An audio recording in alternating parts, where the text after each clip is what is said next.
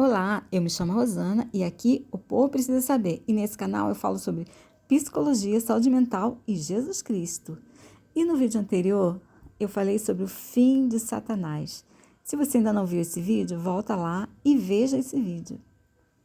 E no vídeo de hoje eu vou falar sobre a volta de Jesus, a segunda vinda de Jesus. E se você ainda não se inscreveu no canal, se inscreva no canal. Deixe seu like e compartilhe para que chegue a mais pessoas. Em Mateus 24, de 29 a 31, diz assim: E logo depois da aflição daqueles dias, o sol escurecerá, a lua não dará sua luz, e as estrelas cairão do céu, e as potências dos céus serão abaladas. Então aparecerá no céu o sinal do Filho do Homem, e todas as tribos da terra se lamentarão, e verão o Filho do Homem vindo sobre as nuvens do céu, com poder e grande glória. E ele enviará os seus anjos com forte clamor de trombeta, os quais ajuntarão os seus escolhidos desde os quatro ventos, de uma a outra extremidade da terra. Estamos na grande tribulação, no finalzinho da grande tribulação. Agora, Satanás está solto, está fazendo aquela arruaça, a apostasia está no seu nível alto, insuportável, os crentes estão sendo martirizados, alguns estão sendo mortos, o mundo está um caos. Agora, o que vai acontecer? Agora Jesus vai vir. Agora Jesus aparece com um sinal no céu, como diz aqui no versículo 29. Imediatamente após a grande tribulação, aparecerá no céu o sinal do Filho do Homem. Agora, Jesus dá o seu sinal. O fim do mundo será marcado pela vinda gloriosa de Cristo. Nessa vinda, a igreja irá subir e o mal será eliminado para sempre. Aqui será o fim de toda a humanidade caída. E essa humanidade se lamentará quando ver o sinal do Filho do Homem vindo na nuvem. Eles se lamentarão de ter rejeitado a Cristo, de ter rejeitado a verdade que os poderia salvar. Essa segunda vinda será gloriosa, não será secreta. Todo olho verá. É o próprio Jesus falando aqui. Será logo em seguida a tribulação. Em Apocalipse 19, versículo 11, diz assim: E vi o céu aberto, e eis um cavalo branco, e o que estava sentado sobre ele chama-se Fiel e Verdadeiro, e julga e peleja com justiça. João agora vê o céu aberto. Todo o céu está aberto. João está querendo dizer aqui, com o céu aberto, ele está querendo dizer que todo olho verá. Os céus se abrirão do Oriente ao Ocidente. E João vê um cavalo branco. E nesse cavalo branco, vem montado nele um cavaleiro. E esse cavaleiro é Cristo. O céu está aberto para que Cristo e seu exército saiam. Cristo aparece agora como Rei dos Reis, Senhor dos Senhores. Ele vem como um guerreiro, como um valente.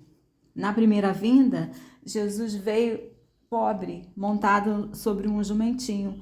Agora, na segunda vinda, ele vem como um vencedor. Ele vem com os olhos com chama de fogo. Ele vem com o cabelo branco. Ele vem com glória. Ele vem para se vingar dos seus inimigos. Em Apocalipse 19, versículo 12, diz assim: E os seus olhos eram como chama de fogo. E sobre a sua cabeça haviam muitos diademas. E tinha um nome escrito, que ninguém sabia senão ele mesmo. Cristo vem julgar. Cristo vem para julgar com justiça. Julgar e punir com justiça todo o mal.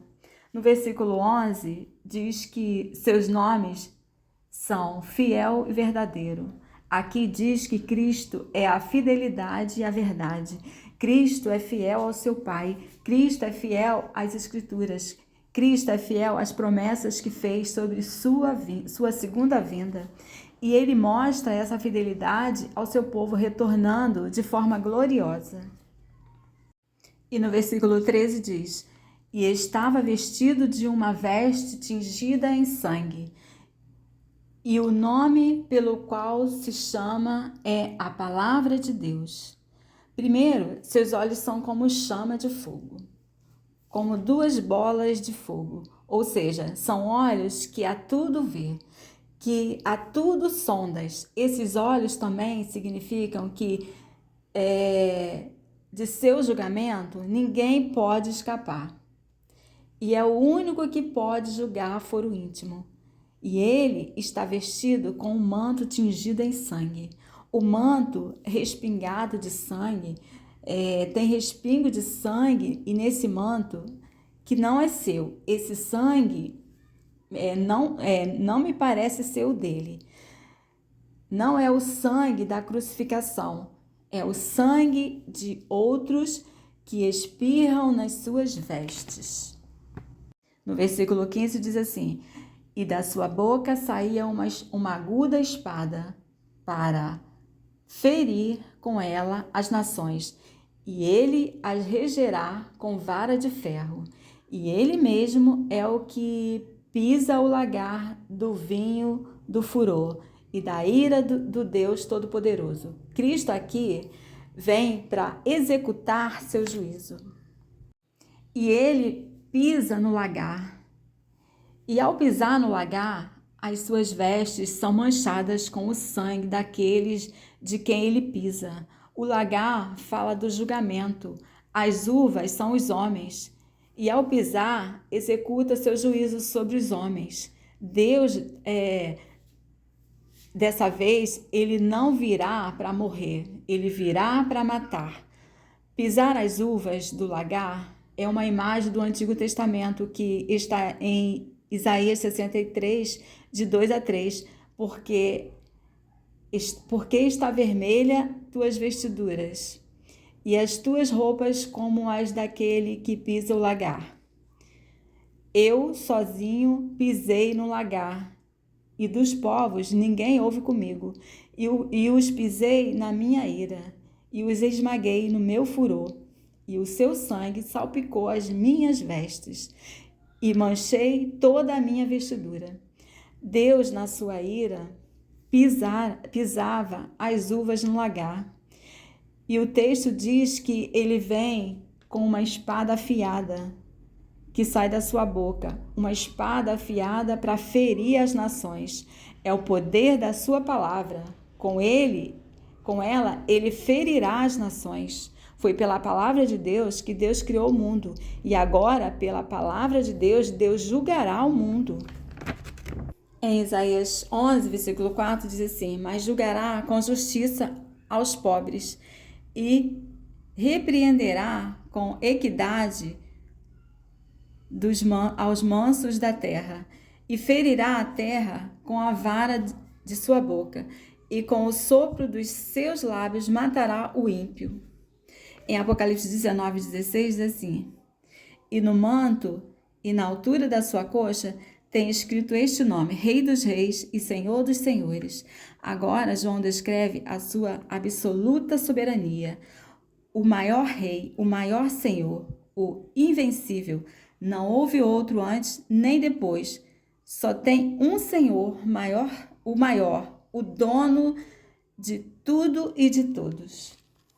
Porque para ele e por ele foi criado todas as coisas. Glória, pois, a ele eternamente. Amém. É o único que reina com autoridade e poder. Quem é o dono? Quem manda nesse mundo? Não é o anticristo, não é a besta, não é o dragão, Satanás. Deus é soberano.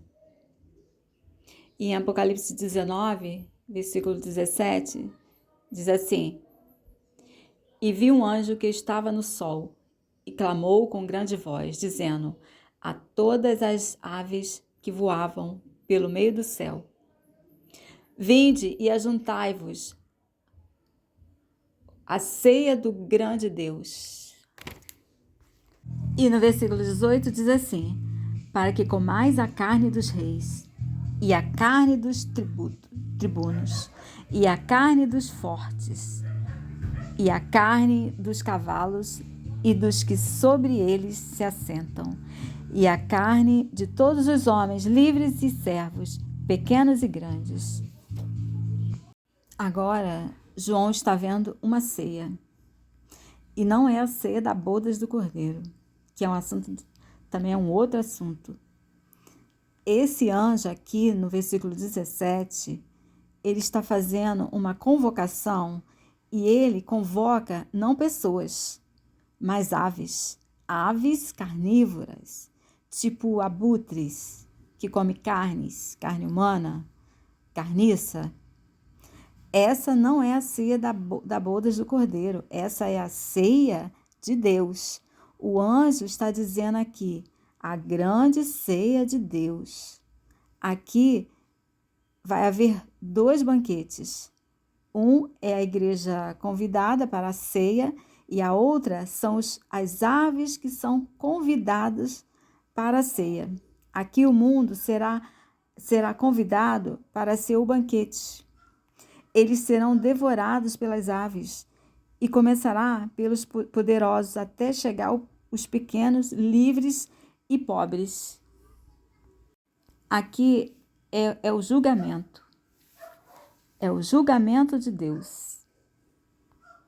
No versículo 19 diz assim: vi a besta e os reis da terra e os seus exércitos reunidos para fazerem guerra àquele que estava assentado sobre o cavalo e o seu exército. Aqui a besta vai fazer guerra contra aquele que está sobre o seu cavalo. Agora vai começar o Armagedon, a batalha final entre o bem e o mal. É o seu julgamento. Aqui ele vai soprar e todos os inimigos serão eliminados para sempre. Cristo vem com o seu exército. Agora Cristo vem com o seu exército. Primeiro, Cristo vai retirar a igreja. Quando Cristo deu o sinal no céu, ele já deu ordem aos seus anjos para reunir os escolhidos. Todos os mortos ressuscitam. Os mortos em Cristo e os mortos sem Cristo, todos ressuscitam. O que Paulo diz aqui em 1 Tessalonicenses 4, versículo 15? Dizemos a vocês, pela palavra do Senhor, que nós, os que estivermos vivos, os que ficarmos até a vinda do Senhor, certamente não precederemos os que dormem. E no 16 diz assim: pois dada a ordem com a voz do arcanjo e o ressoar da trombeta de Deus, o próprio Senhor descerá do céu, e os mortos em Cristo ressuscitarão primeiro. Então, primeiro vem o Cristo, depois os mortos ressuscitam e sobem, e logo atrás sobem os vivos em Cristo. A ordem é essa: primeiro o Cristo aparece, os mortos ressuscitam e sobem primeiro, depois os vivos. Ninguém vai passar à frente. Ninguém vai subir na frente, vai ser arrebatado secretamente na frente dos que já morreram em Cristo. Primeiro precisa ver o Cristo e ressuscitar os mortos em Cristo. Todos os mortos precisam primeiro ressuscitar. Primeiro tem que vir o Altíssimo. Não faz o menor sentido a igreja ser arrebatada secretamente. Aí Cristo aparece, os mortos em Cristo ressuscitam e sobem. Os vivos em Cristo sobem atrás. E todos encontram com o Senhor nos ares. Essa é a sequência. Paulo mesmo escreveu aqui. Em 1 Coríntios 15, 23. Mas essa ressurreição tem uma sequência. Cristo ressuscitou como o primeiro fruto da colheita. E depois todos que são de Cristo ressuscitarão quando ele vier. E no 24 diz: então virá o fim, quando ele entregará o reino ao Deus e Pai, depois de ter destruído todos os governantes e autoridades e todo o poder. E no versículo 51 diz assim: Mas eu lhes revelarei um segredo maravilhoso. Nem todos dormiremos, mas todos seremos transformados. E no 52 diz assim: acontecerá num instante, num piscar de olhos, ao som da última trombeta. Pois quando a última trombeta soar, aqueles que morreram ressuscitarão, a fim de viver para sempre. E nós, os que estivermos vivos, também seremos transformados. É o próprio Paulo que está dizendo isso aqui. E no versículo 53 diz assim: pois nosso corpo mortal precisa ser transformado em corpo imortal. E no 54 diz: então, quando o nosso corpo mortal tiver sido transformado em corpo imortal, se cumprirá a passagem das Escrituras que diz: a morte foi engolida na vitória. A morte vai testemunhar essa transformação. A morte vai ser vencida nessa transformação. E terá sua derrota, ela terá seu fim. É nessa hora que a morte é lançada no lago de fogo. Ô glória! A morte perdeu. Com essa passagem aqui, nós vemos que a morte vai testemunhar que todos vão reviver, todos vão ressuscitar para ter seus corpos glorificados. Todos terão seus corpos transformados, terão seus corpos glorificados e sairão ao encontro de Cristo nos ares. Todos os mortos desde Adão, todos os salvos, tanto vivos quanto os que ressuscitaram. Então, o exército que vem com Cristo não é a igreja, são os seus santos anjos. Em Zacarias 14:5, menciona que o Senhor virá acompanhado de todos os seus santos anjos neste grande dia. Em Judas 1:14, e destes profetizaram também Enoque, o sétimo depois de Adão, dizendo: eis que é vindo o Senhor com milhares de seus santos. E no 15 diz assim: para fazer juízo contra todos e condenar dentre eles todos os ímpios, por todas as suas obras de impiedade, que impiamente cometeram, e por todas as duras palavras que ímpios pecadores disseram contra ele. Em Joel 3:11, também o profeta Joel também profetiza que o Senhor enviará seus poderosos guerreiros para o juízo final. Então, aqui, o exército que vem com o Senhor são os seus milhares de anjos, miríade de anjos em seus cavalos. Em Apocalipse 19:17, quando o anjo chama as aves para comer a carne, são dos que ficaram, a besta, o falso profeta e os ímpios. Versículo 19 diz assim: e vi a besta, os reis da terra e os seus exércitos reunidos para fazerem guerra àquele que estava sentado sobre o cavalo e ao seu exército. E no 21 diz assim: e os demais foram mortos com a espada que saía da boca do que estava sentado sobre o cavalo, e todas as aves se fartaram das suas carnes.